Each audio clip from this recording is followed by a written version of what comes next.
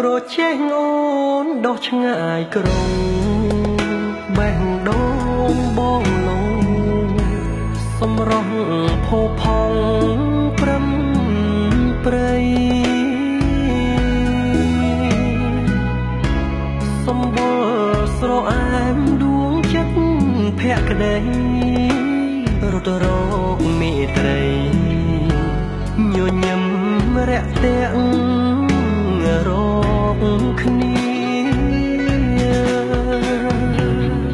ពេលខ្លីថ្ងៃឆាប់ប្រញាប់លឿនទៅបងមិនបាននៅ